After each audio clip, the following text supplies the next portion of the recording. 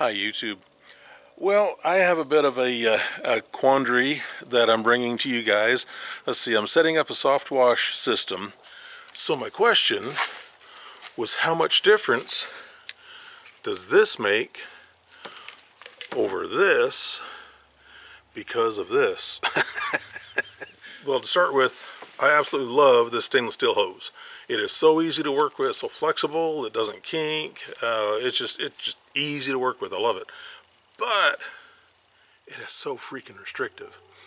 So my question was, does that really make a difference? I kind of told myself that because I'm getting down to such a small orifice on my nozzle, that the fitting diameter in these hoses really didn't matter as long as I was bigger than this and my pressure pump was putting out enough pressure. I don't know. So I got myself a rubber 5/8 hose, and I'm doing a straight up comparison as close as I can. I'm trying to get everything as equal as I can, and then we'll see what happens. And by the way, the dolly, the soft wash dolly that you see in the background, I've done a YouTube video on that, on the build, and I've been using it, and it's actually very effective. It's really, really handy to have. So I'm trying to keep this as similar as I can, so that I want to know. So the stainless steel has a shutoff. The stainless steel line has a shutoff. So I'm putting a shutoff on the rubber line. And they both have quick necks as well. They're both 50 foot. So I'll get things kind of set up here, and then we'll take a look at it and see what we got. I'm using the soft wash caddy that I've built. If you want, I'll put a link in the description for the build video on this. I'm running a 50 foot hose of both. I think it's a 5/8 rubber. I'm running 50 feet out. The stainless steel lays nice and flat. The rubber obviously does not, and especially on a cold-ish day. I'll be using the exact same gun on both, and I'm using the purple sharpshooter, and this is awesome. Anybody that's doing soft wash needs the sharpshooter. You gotta love these things. So my assumption is that the stainless steel is not going to work as well as the rubber. So I'm going to give the stainless steel the advantage and use it first on the freshest battery. I think everything else will be the same. So, you know, the battery will have a little more discharge when we get to the rubber hose. And we got our stainless steel. Going to turn on the pump. Make sure it's open. It's open. Turn it on.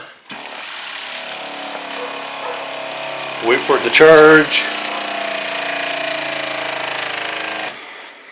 And I don't know if you can see it. I got a line in my garage here, so I'll stand at that line and see how we do.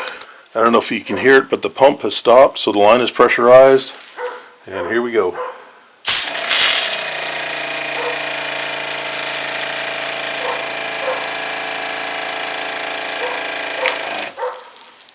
Okay, that's got me a pretty good wet spot out there. I'm going to go find something to indicate where that is. So hang on, I'll come back. Okay, so I hope you can see it out there. I just got a white container. I didn't go all the way to the end because there wasn't really enough water out there to do anything. It just kind of got sprinkles. So I'm still at where there's a bulk of water that will actually be usable for cleaning. So now I'm going to switch hoses. I hope you can see everything. Okay, so turn off the power. I need the drain. The stainless.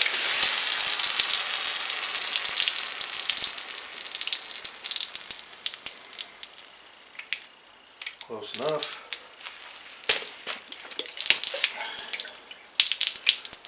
Okay, I pop the stainless off. I pop the rubber on.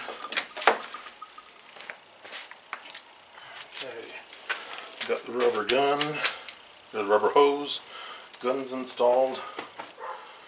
Turn the power on.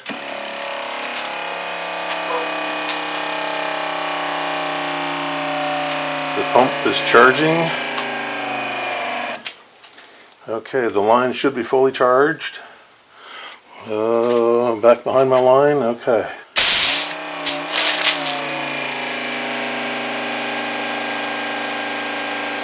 Well, I do have a little more.